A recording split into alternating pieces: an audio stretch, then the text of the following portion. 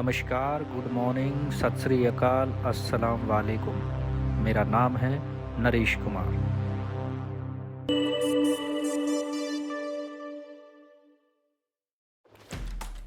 किसी ने क्या खूब लाइनें कही हैं कि लगाकर आग शहर को बादशाह ने ये कहा, उठा है दिल में आज तमाशे का शौक बहुत। लगाकर आग शहर को बादशाह ने ये कहा, उठा है दिल में आज तमाशे का शौक बहुत। सल्तनत में सर झुकाकर शाह परस्त सब बोल उठे, हुजूर का शौक सलामत रहे, शहर हैं और बहुत। जी हाँ, आज ये कहावत भी सच साबित हो रही है कि जब रोम जल रहा था तो नीरो बांसुरी बजा रहा था। और जो चित्र, जो दृश्य आप अपनी स्क्रीन पर देख रहे हैं, ये ना तो सूडान है और ना ही यूक्रेन है, और ना ही ये किसी हॉरर फिल्म के कोई हिंसक सीन है, बल्कि हमारे ही देश भारत के सदियों से शांति पसंद रहे एक प्रदेश मणिपुर के दृश्य हैं, और जहां देखते ही गोली मारने के आदेश दे दिए गए हैं। इंटरनेट पूरी तरह बंद कर दिया गया है। सड़कों पर या तो हिंसक हो चुकी उग्र भीड़ दिखाई देती है या फिर सेना की टुकड़ियां ही नजर आ रही हैं। कानून व्यवस्था बिल्कुल चरमरा गई है। इससे किसी को चुनावी फायदा तो हो सकता है, मगर इस वक्त उत्तर पूर्व का ये राज्य मणिपुर बारूद के ढेर पर बैठा है। इतिहास से नावाकिफ मूर्ख नेता यहाँ एक बेहतर ताने बाने में बुने हुए सामाजिक लिबास पर राजनीतिक चिंगारियों की बारिश करने में लगे हुए हैं। हमें समझना होगा कि जहाँ एक और उत्तर पूर्व के सीमावर्ती राज्यों में अशांति राष्ट्र की चटाई के नीचे रखे एक बम से कम नहीं है, वहीं चीन और पाकिस्तान से सटे राज्य भी अशांत हैं। ये हालात भयानक हैं। इकोनॉमी बदहाल है और सेना राजनीतिक हथियार बनी हुई है, और कभी मित्रवत रहे पड़ोसी देश तक भी हमसे आज खफा हैं। भारत से कोई खुन्नस खाए बैठा हो तो यह उसके लिए गॉड गिफ्टेड वक्त है। और विडंबना देखिए कि राष्ट्रवाद और राष्ट्रीय सुरक्षा के दावे सुन सुनकर हमारे कान पक चुके हैं। हमारे तथाकथित राजनीतिक बुद्धिजीवियों को ये बेसिक समझ क्यों नहीं है कि राष्ट्र की सुरक्षा सिर्फ परमाणु हथियारों से नहीं होती है। मणिपुर में मैतेई, नागा और कुकी ये 3 प्रमुख समुदाय हैं। इनमें नागा और कुकी आदिवासी हैं जिन्हें अनुसूचित जनजाति का दर्जा मिला हुआ है। इन दोनों समुदायों के ज़्यादातर लोग ईसाई धर्म को मानने वाले हैं, जबकि मैतेई हिंदुओं की आबादी वाला समुदाय है जो अब तक गैर आदिवासी माना जाता था। लेकिन बीते मार्च महीने में मणिपुर हाई कोर्ट ने मैतेई समुदाय को भी अनुसूचित जनजाति का दर्जा देने का आदेश दिया। ये आदेश 19 अप्रैल को हाई कोर्ट की वेबसाइट पर अपलोड हुआ। इसके बाद से यहाँ असंतोष की चिंगारी लगी, जो अब आग का रूप ले चुकी है, क्योंकि अब इस राज्य में आदिवासी और गैर आदिवासियों के बीच जमीन और अन्य सुविधाओं के अधिकार का सवाल खड़ा हो गया है। लगभग 22,500 वर्ग किलोमीटर में फैले मणिपुर में तकरीबन 10% इलाका घाटी का है और शेष 90% पहाड़ी है।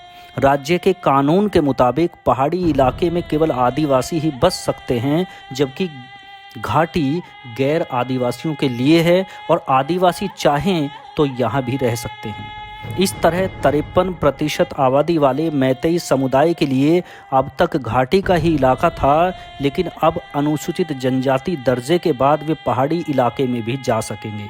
इतना ही नहीं, आदिवासियों के लिए आरक्षित नौकरियों और शैक्षणिक संस्थानों में भी अब मैतेई समुदाय का हिस्सा होगा, जिसे लेकर राज्य के आदिवासी आशंकित हैं, सशंकित हैं।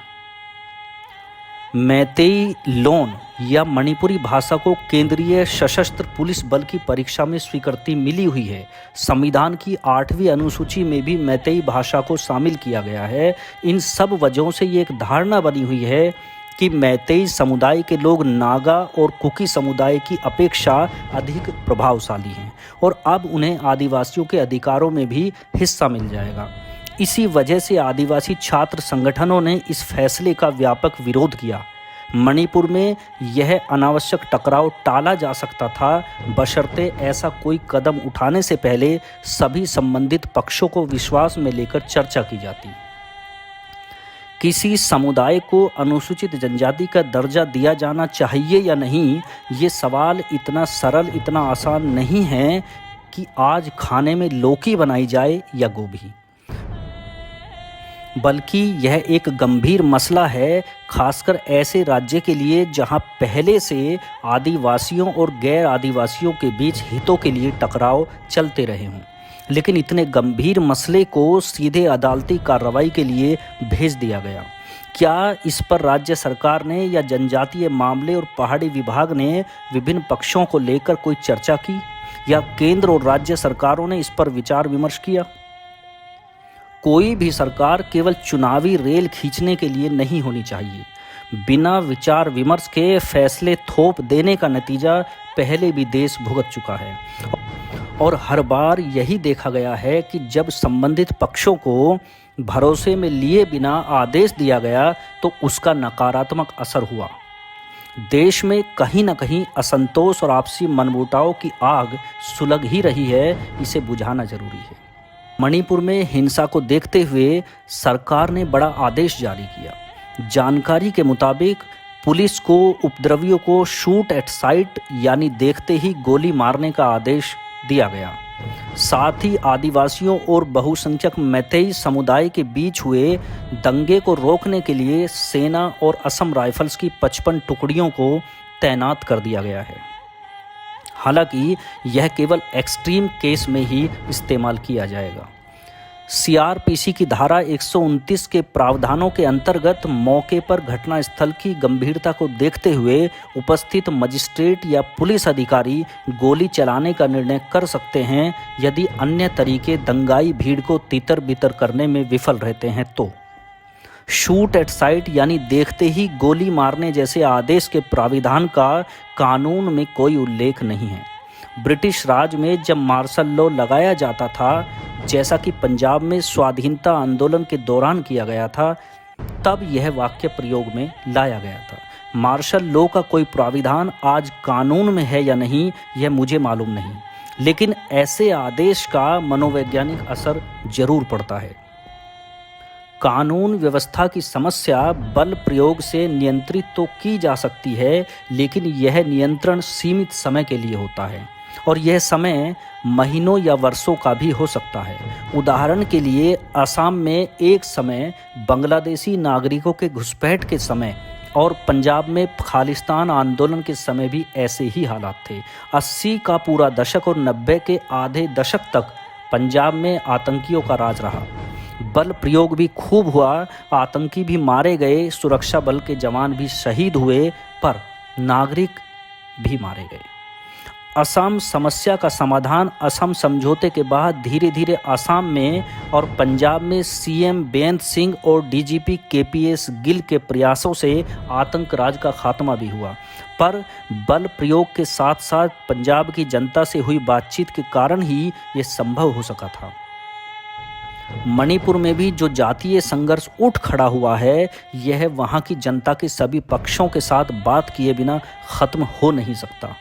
बल प्रयोग से तात्कालिक राहत मिल सकती है, लेकिन समस्या का समाधान सभी पक्षों के बीच बिना गंभीर बातचीत के बिल्कुल भी संभव नहीं है। सरकार के लिए विरोध प्रदर्शनों पर नियंत्रण का ये सबसे आसान हथियार बन गया है कि इंटरनेट बंद कर दो। कश्मीर में एक लंबे वक्त तक सरकार ने यही किया, और अब मणिपुर की बारी है। अच्छा है कि इंटरनेट बंद होने से पहले ही राज्यसभा सांसद, ओलंपिक विजेता और मुक्केबाजी की विश्व चैंपियन रह चुकी MC मेरी कॉम ने बुधवार की आधी रात को ही ट्वीट कर दिया था कि मेरा राज्य मणिपुर जल रहा है, मदद कीजिए। इस ट्वीट में उन्होंने प्रधानमंत्री, गृह मंत्री और प्रधानमंत्री कार्यालय को टैग किया था। मेरी कॉम को अंदाज़ा बिल्कुल नहीं होगा कि बड़े बड़े सियासतदान इस वक्त कर्नाटक चुनाव में कितने व्यस्त हैं। जब वे दिल्ली में जंतर मंतर तक नहीं आ पा रहे, तो मणिपुर तो बहुत दूर की बात है। हमें समझना चाहिए कि ये केवल मणिपुर के आदिवासियों के घर नहीं हैं, ये हम सभी लोगों का आने वाला भविष्य भी है। अगर हम इसी तरह आपस में लड़ते रहे तो एक दिन हम सबके घर भी ऐसे ही जलेंगे, क्योंकि हम लोग अपने स्वार्थ के लिए राजनीति का गलत उपयोग कर रहे हैं और एक दिन हमारा ये स्वार्थ हमारे पूरे समाज को ले डूबेगा। रक्षा का तंत्र एक पौधे को उगाकर वृक्ष बनाने की तरह होता है। सेना, नागरिक, व्यवस्था सब इसके हिस्से होते हैं। ये इंच दर इंच एक लंबे दौर में खड़ी होने वाली दीवार है। हमें सियासतदानों से, राजनेताओं से एक ही सवाल करना चाहिए कि अगर तुम्हारे घर के किसी एक कमरे में आग लगी हो, क्या तुम उसी घर के दूसरे कमरे में आराम से सो सकते हो? शायद नहीं।